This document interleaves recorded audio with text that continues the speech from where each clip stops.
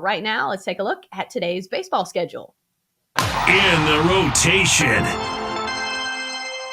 Charge. All right, let's start off in LA with Ohtani on the mound for the Angels against Toronto. We've got the Angels minus 155 on the money line. Toronto, who's favored in this one? I would imagine it's probably the Angels, but the way it's written here, it's a little confusing. Total 7.5 runs in this one. Ryu pitching for the Blue Jays, who's 1-0 with a 6 ERA, against Ohtani, who's 3-2 with a 2.82 ERA. So, Jenks, do you have a play here? I do. I'm going to go Angels first 5-run line, and it's only minus 105. I'm essentially siding with Shohei here. And I know you can always get into metrics and deeper numbers, but this is one of those games where I feel like you can keep it simple. Angels have the advantage on the mound with Shohei. His ERA has dropped to 2.82 now. And I mentioned this earlier in the show, but this is also a great bounce back spot at the plate for Shohei and Mike Trout. Shohei struck out twice yesterday against the Rangers. Trout had the old golden sombrero. He went 0 for 4 with 4 strikeouts. So we never see this. In fact, that's only the 8th time in Mike Trout's career that has happened. So I expect those guys to get back on the right side of the ledger as far as hitting the ball, because they're so good at striking the ball at the plate. We know that. You take those guys in a bounce back spot. The Angels are one of the highest scoring teams in all of baseball. You got Shohei on the mound. It's nice value. Angels first 5-run line minus 105 is my play. I think you always look at the other side and try to make a case for the underdog. And yes, Ohtani is one of the best pitchers in baseball, but the Angels have lost each of the last 2 of his starts. And it's not necessarily his fault, but you're playing a full game here and a full team. Looking at Ryu for Toronto, the Blue Jays have won each of his last 2 starts, coming against the Reds and Tampa Bay, where both of those games went under. So I think the Blue Jays do have a shot here. The problem is the Blue Jays offense hasn't been nearly as potent as you might have expected coming into the season. 25th when it comes to baseball, 25th overall in the league when it comes to runs. And this LA offense is much better. Yes, they strike out a lot, but 4th most runs in all of baseball when it comes to their offense. So when they are hitting, they're hitting home runs, they're scoring runs. So I think I would still lean towards the Angels here. Not a ton of value, though, because anytime Ohtani is pitching, the juice is always going to be on the Angels. So I think it's a stay away for me. Let's move on to St. Louis, where it's Milwaukee and St. Louis going head-to-head. Cardinals are, minus 125 here. Eric Lauer going for the Brew Crew, 4-1 with a 2.16 ERA against Adam Wainwright, the crafty veteran, 5-3 this year with a 2.87 ERA. Jenks, what do you think the play is here?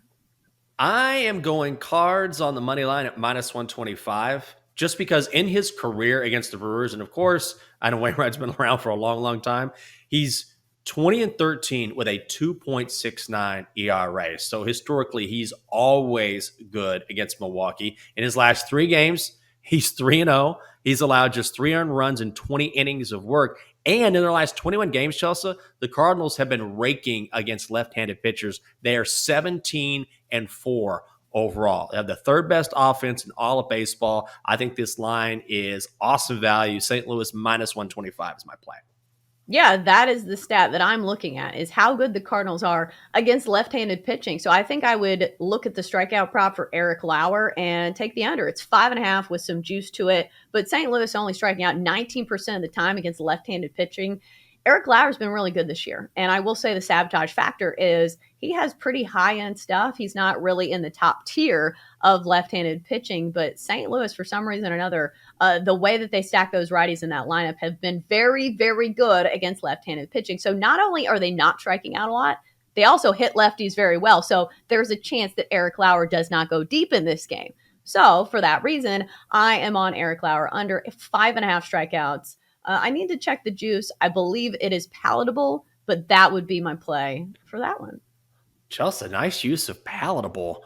I'm trying to listen to your plays because I'm definitely going to parlay something today. I just got the Jones.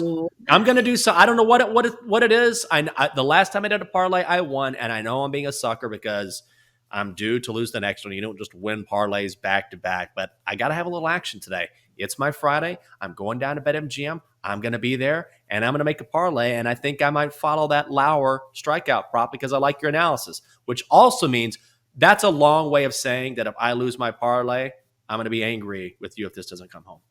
This is the problem with parlays because I only play them when I'm feeling super confident Mm-hmm. because I was looking at the NBA playoffs and the last game, it was the Warriors and the Mavs. And I thought to myself, if I would have parlayed all these plays and all the angles that I thought in this Mavs game, I would have won a ton of money. So last night I did a parlay for the Celtics and the Heat. And I even played alternate totals. I think it was like 192 or something. Okay. And it ended up ruining my parlay because I had the Celtics money line. I had a points prop for somebody. And I also had an alternate total. I was like, let's be safe, in case somebody lays an egg. No, both of these teams shot terrible. So that's the thing about parlays. Even if one leg loses, it's still an L and it sucks. All right, Jenks. So let's move on to a little hockey because the playoffs are still going on. So we're giving Jenks 60 seconds to talk about the NHL. 1 minute minor. Whoa, what do we have here? Just as I predicted, I've won 4 straight on the ice, and we're getting closer and closer to moving away from a winning streak and starting a heater. Let's keep it going. Tonight, 2 playoff games on the Stanley Cup playoff slate. I'm going to a place that Chelsea knows very well, Raleigh, North Carolina, where the Canes are hosting the Rangers Game 5 of their postseason series, and where Chelsea used to hitchhike home thanks to the generosity of long-haul truckers. That's a true story. Blue shirts, plus 125 on the money line. Canes, minus 155, total set at 5.5, juice to the under. I'm going to make this simple. Play the Canes on the money line. They may have lost 2 straight to the Rangers, but during this postseason, they are undefeated at home. That's the spot they're in this evening. And don't worry about that small losing skid because overall, Carolina is 7-3 in its last 10 against New York. They will take back the series lead tonight. Let's make it 5 in a row with the stick and puck and get on a heater. Carolina, minus 155 on the money line at BetMGM. So we are qualifying 5 wins in a row as a heater. Is that what I'm hearing? I think if you get to 5, you're getting pretty hot. 3 is a winning streak. 4 is like, oh man, you're on a nice streak. You get to 5, that's pretty hot. It's hard to win 5 bets in a row. We need to make a gambler's almanac. Almanac? Is that how you say almanac. that? You got almanac? It. I'm going to confuse you. To where we make up almanac. terms for almanac. Got it. Do you ever say a word so many times that it just sounds weird when you say it? Yes. I do that a lot, actually, and I have to look it up. I'm like, yeah, I'm right. I'm not a moron like I thought it was. That's not a word I use, in regularity.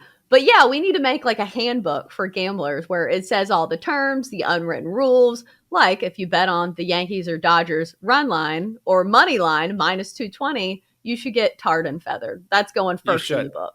You should have a tomato thrown right at your face, hit you square in the nose. And I know this is minus 155. It's right there on the threshold. But sometimes you got to do that, particularly in hockey, because the total in this game is 5.5, which means it's probably going to be low scoring. And there's the risk of it going to overtime, particularly in a tight series. So I'm going to be a little juicy, but I do think it's the right side. And you've lost bets by playing the 3-way money line and a game going to overtime. Wasn't it in this series? It sure was.